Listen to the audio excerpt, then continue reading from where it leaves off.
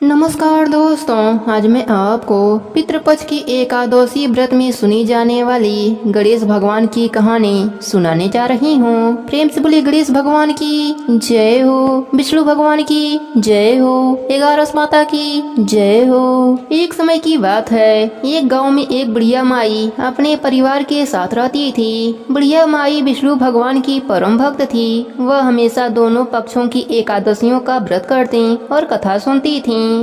उन्होंने कभी भी व्रत में गणेश भगवान की कथा न कही न सुनी। इस कारण से उनका व्रत अधूरा रह गया। पर बुढ़िया माई को इस बात का पता नहीं चला। उनको लगता था कि वह तो पूरा व्रत कर रही हैं और उनके व्रत के पुण्य से उनको वैकुंठ लोक की प्राप्ति जरूर होगी। देखते ही देखते बुढ़िया माई की मृत्यु हो गई। उन्हें लेने यमलोक के दूत आए। वह देखकर घबरा गईं और बोलीं, मैंने जीवन भर विष्णु भगवान की भक्ति श्रद्धा भाव से किया, एकादशी का व्रत किया, एकादशी व्रत की कथा सुनी। मुझे तो लेने वैकुंठ लोक का विमान आएगा, मैं आपके साथ नहीं चलूंगी। इतना कहकर बुढ़िया माई रोने लगी और विष्णु भगवान को पुकारने लगी। विष्णु भगवान गरुड़ पर सवार होकर बुढ़िया माई के पास आए और बोले, बुढ़िया माई, तुमने तो पूरी श्रद्धा से व्रत किया, पर तुमने व्रत में कभी भी गणेश भगवान की कथा न कही न सुनी। इसी कारण से तेरा व्रत अधूरा है। बुढ़िया माई विष्णु भगवान से जीवन दान मांगने लगी ताकि वह एकादशी का व्रत करके उसका पूरा पुण्य प्राप्त कर सके। इस प्रकार बुढ़िया माई को विष्णु भगवान ने 2 साल के लिए फिर जीवित कर दिया। अब बुढ़िया माई जीवित होते ही गणेश भगवान का नित्य नियम करना चालू कर दिया। एकादशी का व्रत करती तो पहले एकादशी व्रत की कथा सुनती और अंत में गणेश भगवान की कथा सुनने लगी। इस प्रकार 2 साल में 4/11 बुढ़िया माई ने पूरा कर लिया। गणेश भगवान की कृपा से एकादशी व्रत का पूरा पुण्य बुढ़िया माई को प्राप्त हुआ। बुढ़िया माई की तपस्या से गणेश भगवान प्रसन्न हुए और बुढ़िया माई के सामने प्रकट होकर बोले, बुढ़िया माई, तुमने मेरे नित्य नियम के साथ ही व्रत में श्रद्धा पूर्वक कथा सुनी है, इसलिए मैं तुम पर अत्यंत प्रसन्न हूँ। मैं तुम्हें आशीर्वाद देता हूँ कि जब तक यह पृथ्वी रहेगी तब तक तुम्हारे इस तपस्या का गुणगान लोग करते रहेंगे। साथ ही एकादशी व्रत में तुम्हारी इस भक्ति की कथा को जो भी मनुष्य प्रेम पूर्वक सुनेगा उसको व्रत का संपूर्ण फल प्राप्त होगा। गणेश भगवान बुढ़िया माई पर प्रसन्न होकर बुढ़िया माई का घर अन्य धन से भर दिया। साथ ही रिद्धि सिद्धि का वास करके अंतर ध्यान हो गए। 2 साल बीतने पर बुढ़िया माई की मृत्यु हुई। इस बार उन्हें लेने वैकुंठ लोक का विमान आया। बुढ़िया माई को पूरे मान सम्मान के साथ वैकुंठ लोक ले जाया गया। इस प्रकार गणेश भगवान की कृपा से बुढ़िया माई का घर अन्य धन से भर गया और मरने के बाद वैकुंठ लोक का सुख मिला। हे गणेश जी महाराज, जैसे आपने बुढ़िया माई पर प्रसन्न हुए, बुढ़िया माई के व्रत को पूर्ण किया, उसके घर को अन्य धन से भर दिया, वैसे ही एकादशी व्रत करने वालों को भी पूरा फल देकर उनका घर अन्य धन से भर देना। कहानी अधूरी हो तो पूरी करना, पूरी हो तो मान रखना। प्रेम से बोले गणेश भगवान की जय हो, विष्णु भगवान की जय हो, 11 माता की जय हो। एक समय की बात है, एक गांव में एक किसान रहता था। उसकी 2 बेटियां थीं, कमला और बिमला। कमला की शादी अमीर परिवार में हुई थी, पर बिमला की शादी गरीब परिवार में हुई थी। अमीर होने के कारण कमला घमंडी हो गई थी। उसने बिमला को अपने घर पर काम पर रख लिया। बिमला उसके घर का सारा काम करती और बदले में कमला उसे बचा हुआ खाना दे देती थी। बिमला सीधी साधी थी, नेम धर्म से रहती थी। वह गणेश भगवान का नित्य नियम भी निभाती थी। जो भी खाना लाती उसको पहले गणेश भगवान को भोग लगाती, उसके बाद ही वह खाती या अपने बच्चों को देती थी। एक दिन कमला के घर में खाना नहीं बचा। बिमला ने जंगल से कुछ आंवले तोड़े, उसे उबालकर उसने पहले गणेश भगवान को भोग लगाया, फिर बचा हुआ सब खाकर सो गए। उसी रात गणेश जी ने उसकी भक्ति की परीक्षा लेनी चाहिए। उन्होंने एक बूढ़ी औरत का भेष बनाकर बिमला के घर का दरवाजा खटखटाने लगे। बिमला ने उठकर दरवाजा खोला तो देखा एक बुढ़िया खड़ी हैं। बिमला ने पूछा, माँ जी, आपको क्या चाहिए?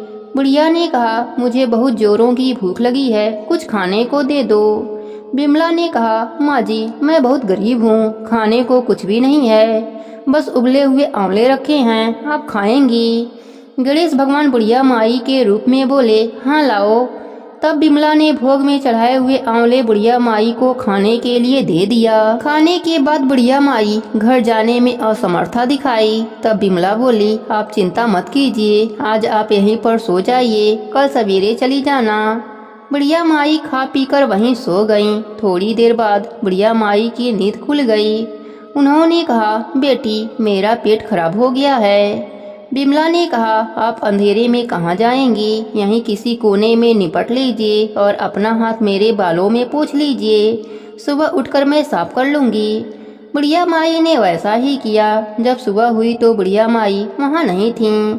बिमला को लगा शायद मैंने सपना देखा होगा। ऐसा सोचकर वह नहाने के लिए तालाब की ओर चली गईं। जब वह नहाने लगी तो उनके बालों में से सोना झड़ने लगा। आसपास के लोग देखकर हैरान हो गए।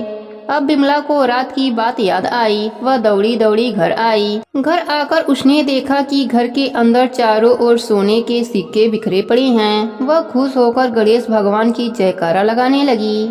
उसने अपने बेटे को मौसी के घर से तराजू लाने के लिए भेजा। उसका बेटा मौसी के पास तराजू मांगने लगा। मौसी ने पूछा, तराजू का क्या करेगा? बच्चा भोला भाला था। उसने बताया, माँ सोने का सिक्का नापेगी। कमला ने कहा, घर में खाने को दाना नहीं और सोना नापने की बात कर रहा है। सच्चाई का पता लगाने के लिए वह तराजू के नीचे लट्ठा लगा दिया। बच्चा तराजू लेकर चला गया। जब सोना नापने का काम खत्म हो गया तो तराजू मौसी को लौटाने आया। कमला ने तराजू को उलट पुलट कर देखा तो उसके पीछे एक सोने का सिक्का चिपका हुआ मिला। वह हैरान रह गई और उसे विश्वास हो गया कि बिमला बहुत ही धनी हो गई है, इसलिए काम पर भी नहीं आ रही है। वह दौड़ी दौड़ी बहन के घर पहुंची और उससे पूछा, तुम्हारे पास इतना धन कहाँ से आया? बिमला सरल स्वभाव की थी। उसने सारी बातें अपने बहन को बता दिया। कमला को लालच आ गया। कमला लालच बस गणेश भगवान का नित्य नियम निभाने लगी और रोज जंगली आंवले का गणेश भगवान को भोग लगाने लगी। एक दिन गणेश भगवान उसे सबक सिखाने के लिए बूढ़ी औरत का भेष धरकर उसके घर गए। वह बुढ़िया को बैठाकर वही उबला हुआ आंवला दिया। आंवला खाकर बुढ़िया माई का पेट खराब हो गया। उन्होंने कमला के सारे घर को गंदा कर दिया। जब सुबह कमला की नींद खुली तो उसने देखा सारा घर गंदगी से भरा पड़ा है और बदबू कर रहा है। कमला गंदगी को साफ करने लगी पर गंदगी बढ़ती ही जा रही थी। वह परेशान होकर बिमला के घर गई। उसने बिमला को सारी बात बताई। बिमला ने कहा, तुम्हारे पास खाने का इतना सामान था, फिर भी तुमने उबले हुए आंवले गणेश भगवान को खिलाए। इसी कारण गणेश भगवान का कोप तुम पर हुआ है।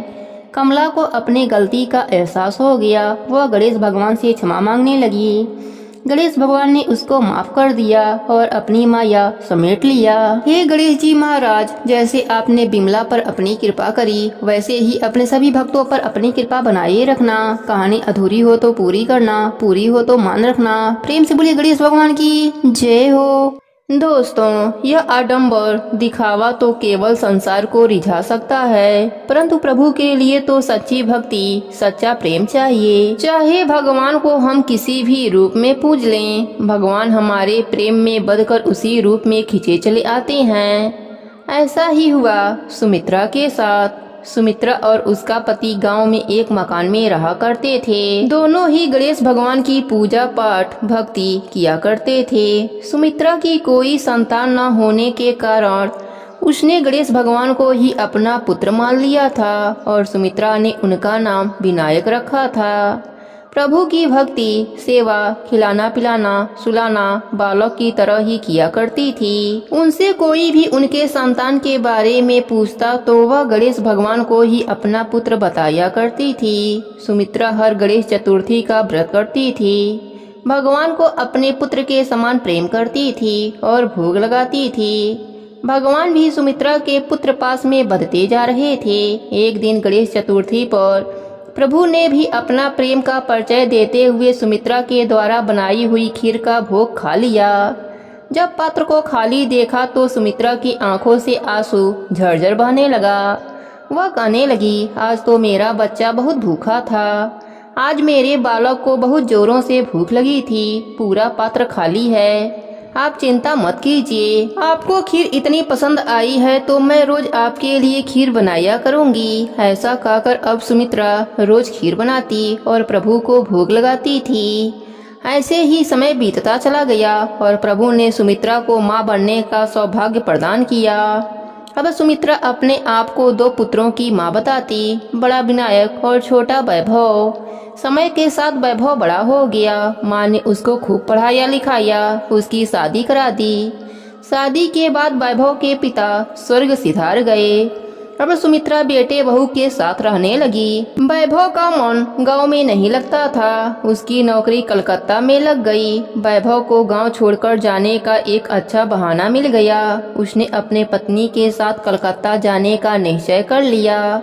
सुमित्रा ने उसे बहुत समझाया कि वह बुढ़ापे में अकेली रह जाएगी, पर वैभव ने जाने का मन बना लिया था और वह कलकत्ता चला गया। ऐसे ही 5 वर्ष का समय बीत गया। सुमित्रा की अब उम्र हो चली थी। उसका स्वास्थ्य भी खराब रहने लगा था, पर उसने गणेश जी की भक्ति करना नहीं छोड़ा। उम्र के साथ शरीर थकने लगा, परिश्रम भी सुमित्रा के बस की न रह गया। पुत्र विनायक से यह देखा नहीं जा रहा था कि मेरी माँ अब कैसे ढलती जा रही है, बीमार रहने लगी है। वह वैभव के हम उम्र बालक बनकर कलकत्ता जा पहुँचे और वैभव से मिले।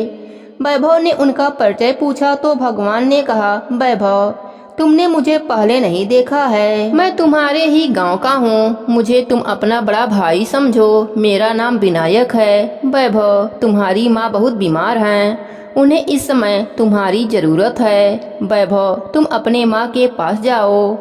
देखो विनायक, मुझे काम करने दो, मुझे बार बार छुट्टी नहीं मिल सकती। जब छुट्टी मिलेगी तब चला जाऊंगा। ऐसा कहकर वैभव ने विनायक जी की बात को टाल दी। उधर सुमित्रा की तबीयत खराब होती चली गई। गणेश चतुर्थी का दिन आया। सुमित्रा का व्रत था। वह बहुत परेशान थी कि कैसे व्रत होगा, कैसे खीर बनेगी और कैसे मैं अपने पुत्र को भोग लगा पाऊंगी। वह बिस्तर पर पड़ी पड़ी सोचने लगी कि आज तो मेरा पुत्र भूखा ही रह जाएगा। विनायक ने सोचा, माँ ने तो अपने प्रेम का परिचय पूरा जीवन दिया है, अब मेरी बारी है। अब गणेश जी एक सुंदर युवक का रूप धारण करके सुमित्रा के घर पहुँचे और आवाज लगाने लगे, अरे कोई घर में है क्या, जरा थोड़ा सा पानी पिला दो। सुमित्रा ने अंदर से आवाज मारी, बेटा कौन है, अंदर ही आ जाओ, मैं बहुत बीमार हूँ, स्वयं भी पानी नहीं पी सकती। आओ अंदर आकर स्वयं ही पानी पी लो। गणेश भगवान अंदर आए और बोले, मैया यह लकड़ी का गट्ठर कहाँ रख दूँ, तो फिर थोड़ा पानी भी पी लूँगा और सुस्ता भी लूँगा। पानी पीकर गणेश भगवान बोले, मैया बहुत भूख लगी है, क्या कुछ खाने को मिल जाएगा। मैया बोली, बेटा क्या नाम है तुम्हारा। भगवान ने कहा, मेरा नाम तो विनायक है। मैया बोली, अरे वाह, मेरे पुत्र का नाम भी विनायक है। विनायक सुनो, इस समय घर में भोजन के नाम पर कुछ भी नहीं है। थोड़ा सा चावल और चीनी ले लो, दूध ले लो और मटकी में डालकर जरा सा खीर बना लो। मेरे बेटे विनायक का आज व्रत है और उनको भोग लगाना है। जरा खीर बनाकर उन्हें भी भोग लगा देना और तुम भी खा लेना। मैं उठ नहीं सकती, मैं बहुत बीमार हूँ, बस मेरा इतना सा कार्य कर दो। विनायक ने कहा, माँ इतना सा कार्य क्यों, मैं तो जब तक आपके पास रहूँगा जब तक आप ठीक नहीं हो जाती। अब भगवान एक बालक का रूप लेकर सुमित्रा के घर में रहने लगे और दिन रात अपने माता की सेवा करने लगे। धीरे धीरे सुमित्रा का स्वास्थ्य ठीक हो गया। अब एक दिन विनायक जी बोले, माँ अब तुम बिल्कुल ठीक हो गई हो, अब मुझे जाना चाहिए। प्रेम भी और आशीर्वाद है कि आप जब तक जियोगी स्वस्थ रहोगी, आपको कोई कष्ट कोई बीमारी नहीं होगी, आपके पास नौकर चाकर धन धान सब कुछ होगा, आपको किसी के भी सहारे रहने की आवश्यकता नहीं पड़ेगी। सुमित्रा रोने लगी और बोली, बेटा विनायक आप जा रहे हो तो कब आओगे, तुम्हें जाने देने का मन नहीं कर रहा है। माँ आप जब याद करोगी मैं आ जाऊंगा। यह कह के गणेश भगवान घर से विदा होने लगे। वह आगे आगे चलते जा रहे हैं और पीछे पीछे सुमित्रा का घर धन धान से भरता जा रहा है। विनायक के जाने के बाद सुमित्रा ज्यों ही अपने घर की तरफ पलटी तो देखा घर के स्थान पर महल बन गया है। धन्य धान से परिपूर्ण हो गया है। सुमित्रा को समझते देर न लगी कि इतने दिन से जो घर में रह रहा था वह और कोई नहीं, स्वयं उसके पुत्र गणेश भगवान जी थे। वह भागी भागी घर के मंदिर में गई तो देखा प्रभु ने चरण चिन्ह मंदिर में छोड़ गए हैं। वह चरण चिन्हों को पकड़ करके खूब रोने लगी और कहने लगी, हे प्रभु, जिनके दर्शन पाने के लिए जीवन भर ललायित रही, आज उन्हीं से अपनी सेवा कराई। जिस पुत्र को लाड करने के लिए बेचैन रहती थी, आज उसी पुत्र से मैंने अपनी सेवा कराई। भगवान ने सुमित्रा को सपने में दर्शन दिया और कहा, माँ, यह सारा धन्य धान आपके लिए है। मैं इसी तरह पुत्र की भांति आपसे मिलने आता रहूंगा। आप अपना जीवन यापन अच्छे से कीजिए और आप मरने के बाद मेरे साथ मेरे लोक में वास करेंगी। इतना कहकर गणेश भगवान अंतर ध्यान हो गए। अब सुमित्रा दान धर्म का खूब कार्य करती। पूरा गांव सुमित्रा का था और सुमित्रा पूरे गांव की हो गई। हे गणेश जी महाराज, जैसे आपने सुमित्रा पर अपनी कृपा करी, वैसे ही अपने सभी भक्तों पर अपनी कृपा बनाए रखना। कहानी अधूरी हो तो पूरी करना, पूरी हो तो मान रखना, सबके व्रत को पूर्ण करना। प्रेम से बोलिए गणेश भगवान की जय हो।